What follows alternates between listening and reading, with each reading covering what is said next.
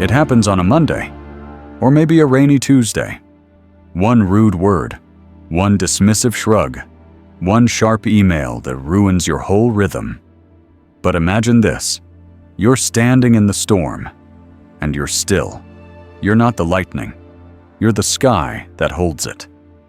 That kind of calm? It's not a fantasy. It's a practice. And Carl Jung, the man who spent a lifetime walking through the soul's dark halls, believed emotional freedom begins when we stop giving others the keys to our peace. In this video, we don't just talk about psychology. We tell stories of real people in real towns across America, facing their shadows, holding their fire, and choosing to rise instead of react. By the end, you won't be the same. Not because someone changed, but because you did. So stay. This isn't self-help. It's self-liberation. Chapter 1: Facing the Shadow in Texas. In Dallas, Texas, on the 21st floor of a sleek glass office tower, the late afternoon sun painted golden stripes across Julia's heels as she walked to the front of the room. She had rehearsed her pitch a dozen times. Her numbers were airtight, her vision bold yet strategic. For a moment, everything felt like it was aligning, her voice steady, her presence grounded, her ideas unfolding with purpose. Then came the voice, from the back corner. "Yeah, that idea's been done. Let's not waste time." It was Brian, the same Brian who had complimented her scarf the day before, the same Brian who borrowed her charger without asking, the same one who never interrupted anyone else. The room fell quiet. Not awkward, just cold. And in that hush, Julia felt it all hit at once. The sudden flush crawling up her neck, the stinging in her chest, and a sharp, hot ache that wasn't just anger. It was something older, something buried. She could have snapped. She could have pointed to the slides, recited the market data, defended her idea, but she didn't. She paused. Because somewhere deep down, she knew. It wasn't really about Brian. Carl Jung had a word for that part of us, the hidden, wounded voice inside. He called it the shadow. The shadow isn't always darkness in the evil sense. It's the forgotten parts of our psyche. The pieces we were told to hide. The shame, the fear. The moments we swallowed whole because we didn't have the tools or words to digest them. Julia stood there, frozen, but awake. She remembered being 12, raising her hand in class and being told she was talking too much. She remembered a college professor who marked her down for over-participating. She remembered her father saying once, without malice, "You don't always have to be the smartest one in the room." And just like that, Brian's remark wasn't an isolated event. It was the final domino in a long, silent chain. That night, back in her apartment with the city humming below, Julia didn't turn on the TV. She didn't call a friend or pour a glass of wine. Instead, she pulled out her journal and wrote, honestly, messily. Brian dismissed my idea in front of the team. I felt humiliated. I wanted to cry, yell, disappear. But what really hurt was this whisper inside me. "You're not enough. You're never enough." She paused, breathed, kept going. It reminded me of high school, of college, of all the times I'd been told I was too intense, too eager. Maybe that's the voice I need to listen to, not to obey it, but to finally understand it. That's what Jung meant when he said, "Until you make the unconscious conscious, it will direct your life, and you will call it fate." Julia wasn't weak for feeling the sting. She was courageous for naming it. And as she closed the journal, she didn't feel broken. She felt lighter. Not because Brian had changed, but because she had seen herself more clearly. The next morning, she walked back into that office, not with vengeance, but with vision. She spoke again. Not louder, but truer. Because the shadow isn't something you destroy. It's something you meet and listen to, and slowly, patiently, integrate. And when you do, when you show up for yourself in that quiet, fearless way, you don't just tame the anger, you reclaim the part of you that once felt invisible. That's the work. That's the freedom. Not to silence the shadow, but to walk beside it, unafraid. Chapter 2. The 3-second grace in a Chicago bar. There's a moment, a sliver of time, between what happens to you and what you do about it. And in that moment, your whole life can pivot. Nick sat at a worn-down table in a dimly lit bar just off Belmont Avenue in Chicago. Outside, the L train rattled past like a memory that wouldn't stay gone. Inside, old Motown played low from the jukebox, and condensation ran down the sides of his glass. Across from him sat Marcus, his childhood friend. The kind of friend who once split peanut butter sandwiches with him at recess and carried him home after a sprained ankle in 6th grade. They'd shared dorm rooms, heartbreaks, Thanksgiving leftovers. The years had carved wrinkles into both of them, but the bond had mostly held. Until that night. Marcus swirled his drink, then looked up with that same half-smirk he used when teasing turned cruel. "So, you're still doing that artsy freelancer thing? Ever gonna get a real job?" It hit like a slap made of syllables. Nick felt it rise, the heat in his chest, the urge to defend, to throw back some cut-in remark about Marcus's soul-sucking corporate job or his failed marriage. The words came quickly to his tongue, like old friends ready for war. But then, he paused. 3 seconds. 1 breath in, 1 breath out. And everything shifted. Carl Jung believed that every reaction we have is shaped by what's inside us. Our wounds, our fears, our unmet needs. The world pokes at us, sure, but the real fire doesn't come from the outside, it's lit from within. And in that breath, Nick saw it all. He saw his own insecurity, how the late nights and unstable paychecks had started to wear on his confidence. He saw how Marcus, always the traditional one, had taken a safe road not because he loved it, but because he feared failure more than unhappiness. This moment wasn't about a job. It was about values unspoken, paths chosen, lives compared silently for years. So Nick looked at Marcus, not with anger, but with clarity. "I like what I do," he said quietly. "It's not always easy, but it's mine." Marcus didn't say much after that. Maybe he didn't know how.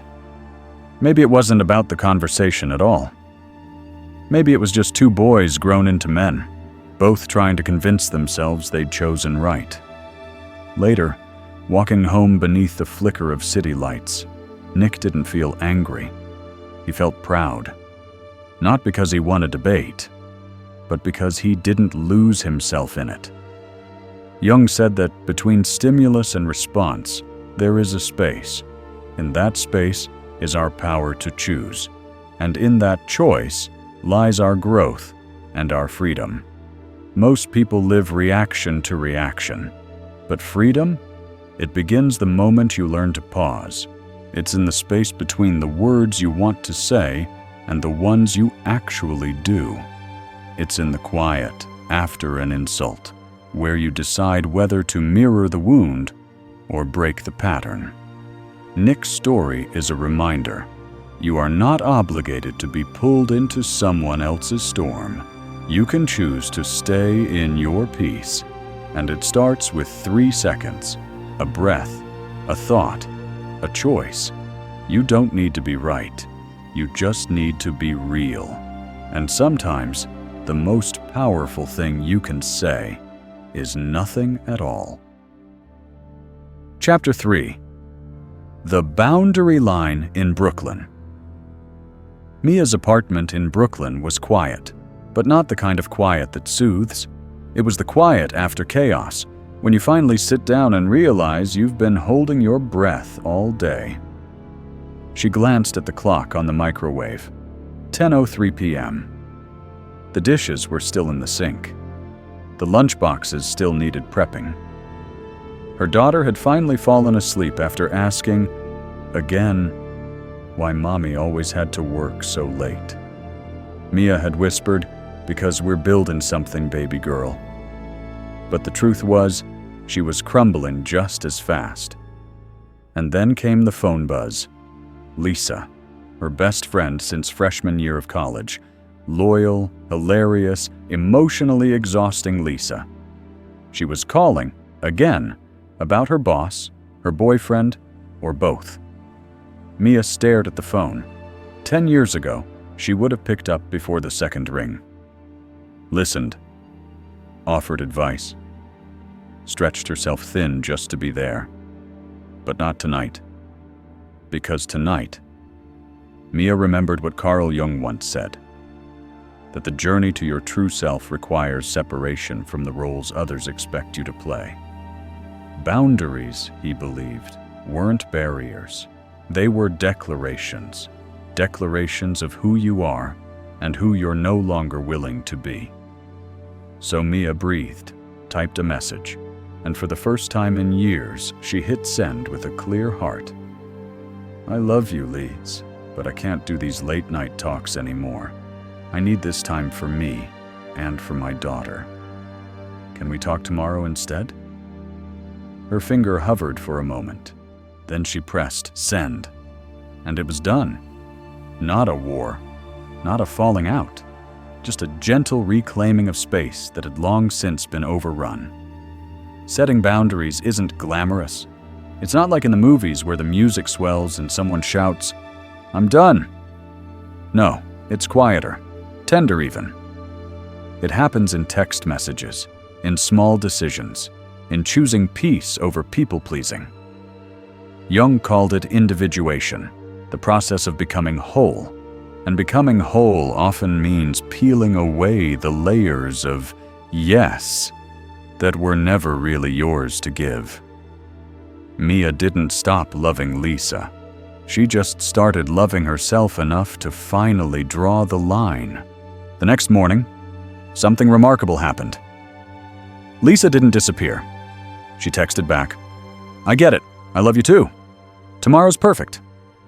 And Mia exhaled, deeply.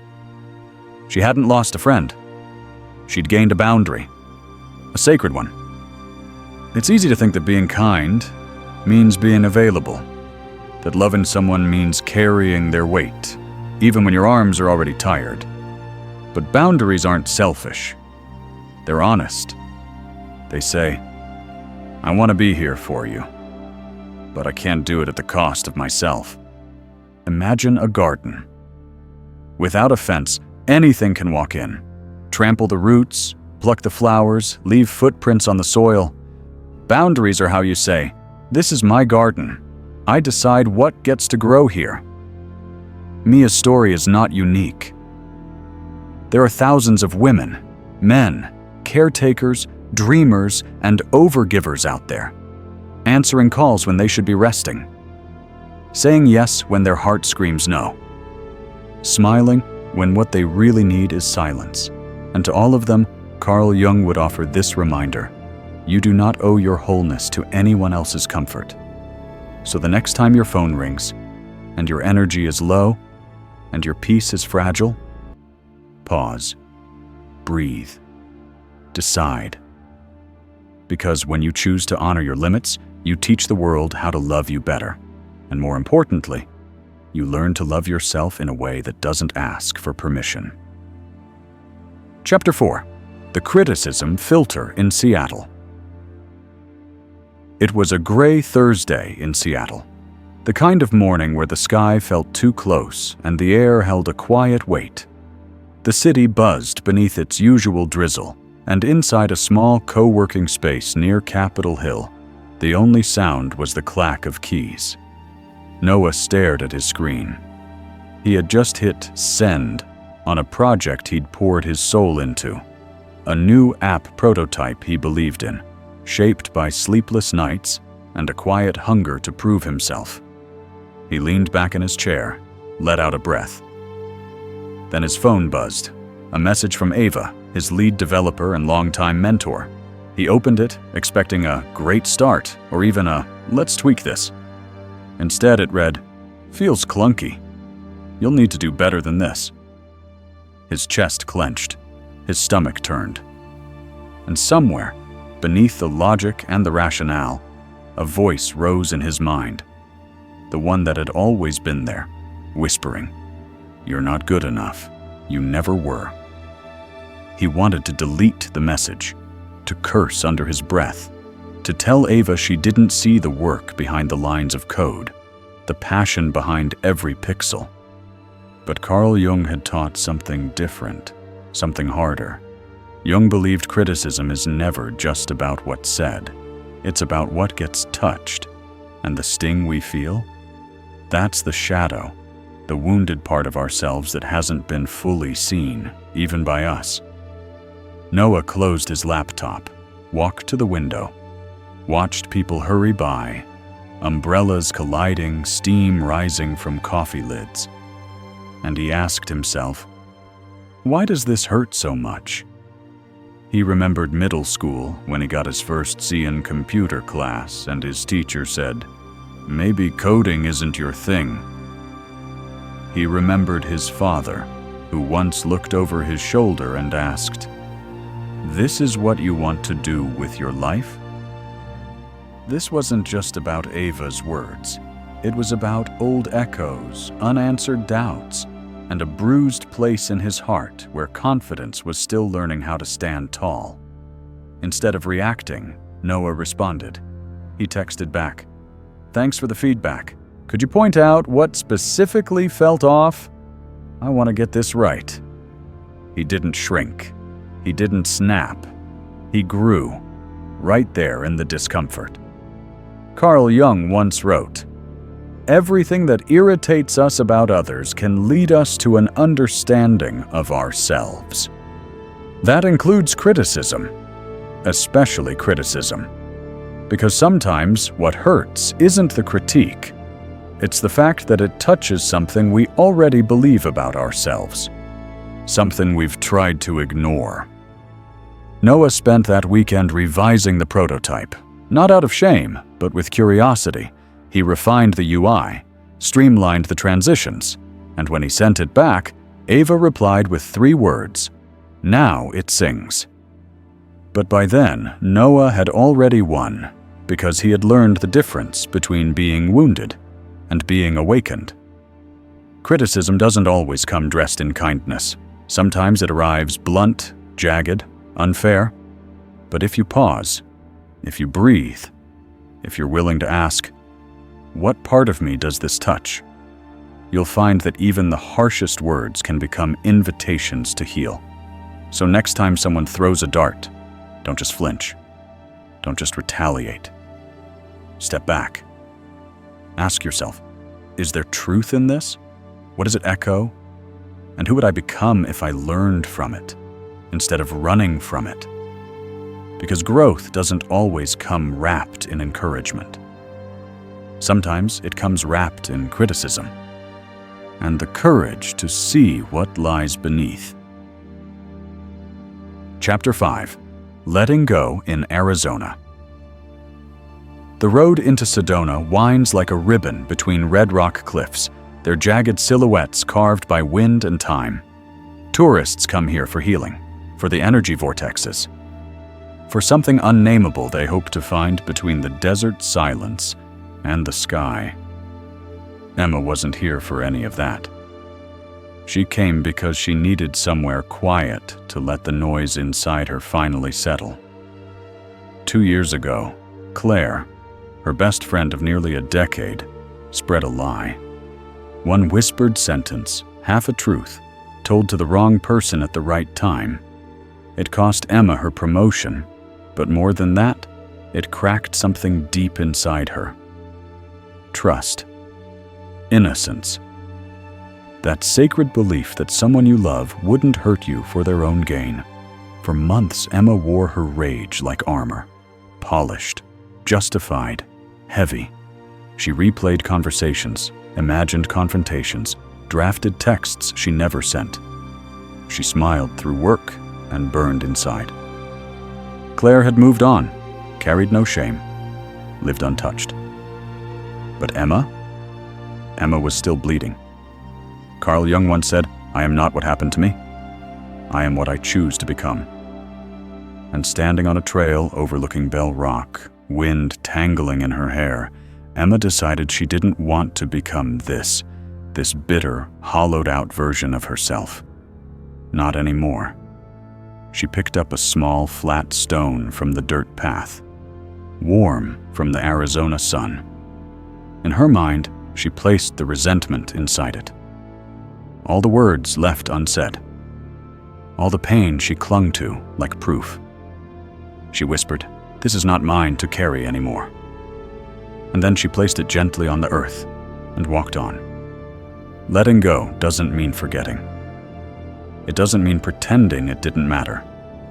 It means releasing the power it has over your joy, your days, your dreams. Jung believed that when we hold on to pain, we stay tethered to the past, anchored not by memory, but by emotion. And emotion, unprocessed, becomes weight. Weight we carry into every relationship, every choice, every mirror. Emma didn't forgive Claire that day, not fully. Maybe never. But she forgave herself for waiting so long to choose freedom. Later that evening, she journaled beneath the orange-pink sky. She wrote not about what Claire did, but about what Emma had learned, about who she was without the betrayal defining her. Because sometimes healing begins not with a breakthrough, but with a quiet decision to stop clinging to what hurts. If you've ever been wronged, you know the temptation. To replay, to rewrite the past in your mind, to wait for the apology that never comes. But that apology, it doesn't set you free.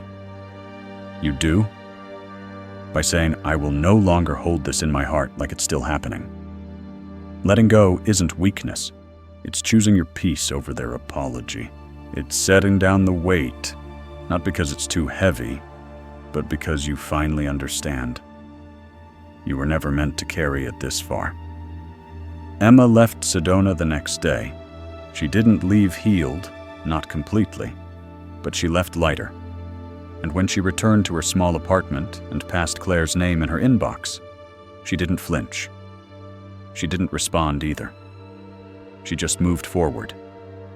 Not with revenge, not with hope, but with grace. Because letting go isn't about them, it's about you, and the life that's waiting once you stop looking back. Chapter 6. Gratitude on the I-5. Somewhere along the I-5, with the rain brushing the windshield like a soft warning, David gripped the steering wheel tighter. The delivery had run late. The customer had yelled. His phone was dead, the coffee had gone cold, and traffic stretched like a curse ahead of him. It had been one of those days. The kind where everything feels like it's pressing in, like life is conspiring against your last thread of patience. And when that silver SUV cut him off without so much as a blink of a turn signal, something inside David snapped. He hit the brakes, swore under his breath, pounded the steering wheel once, just once, but hard enough to feel how close he was to the edge. He could feel it, the bitterness bubbling up, that dangerous belief that nothing was ever going to go right again. But then, he remembered something. Not a quote, not a rule, just a quiet idea Carl Jung had once written about. That when our conscious mind gets hijacked by the chaos of the world, our unconscious pulls us deeper into the shadow. And the shadow loves resentment. It feeds on it. But it also fears one thing: light. Gratitude, Jung believed, was a kind of light, not some cheerful denial of hardship, but a grounding force, a bridge between the fractured parts of ourselves.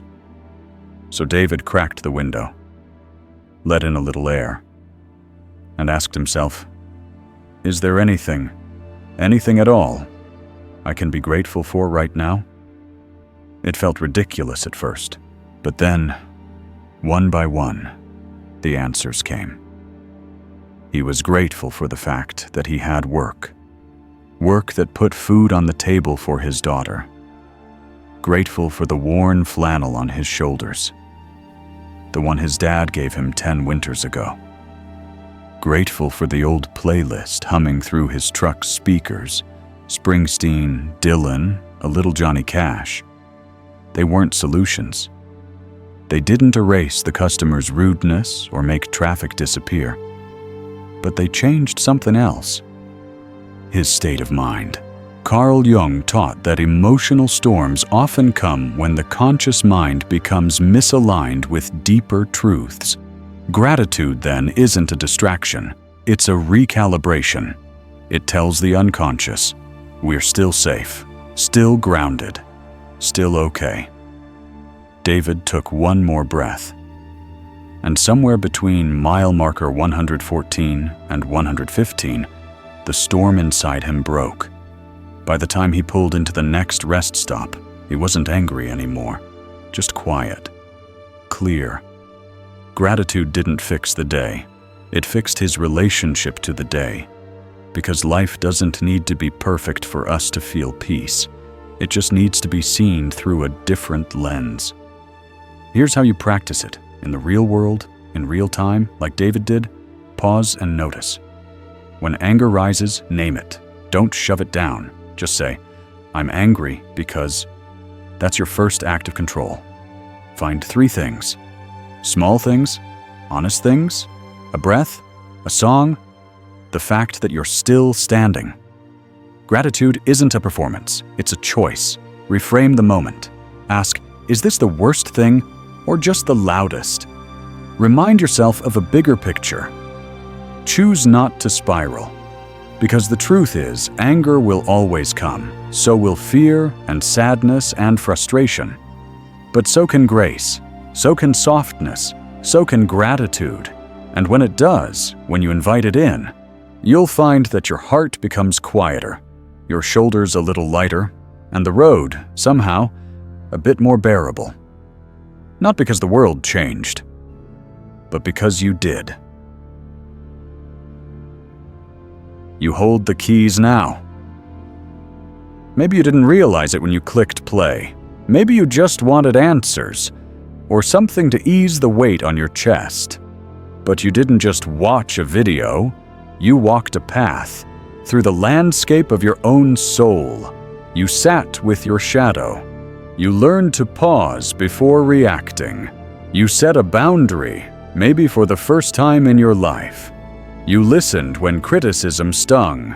You let go of something that wasn't serving you. You said thank you, even when you didn't feel like it. And in doing so, you did something Carl Jung spent a lifetime trying to teach us. You stopped letting the world define you. You began defining yourself. The world tells us power is loud, that strength is in the shouting, that peace is earned only after the war.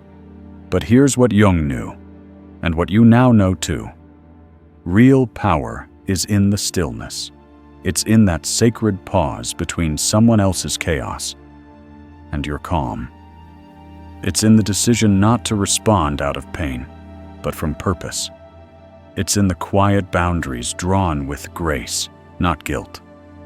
It's in the choice to put the past down, not because it didn't matter, but because your future matters more. It's in the whispered gratitude that says, I'm still here. And that's enough for today. You are no longer a puppet pulled by other people's moods, words, or wounds. You are the author now of your tone, your boundaries, your story.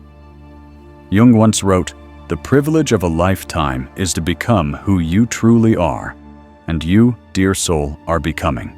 Not perfectly, not all at once, but piece by piece, choice by choice.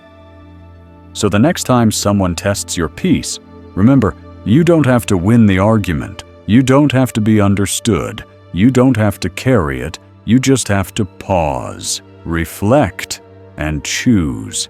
Choose to breathe. Choose to speak gently.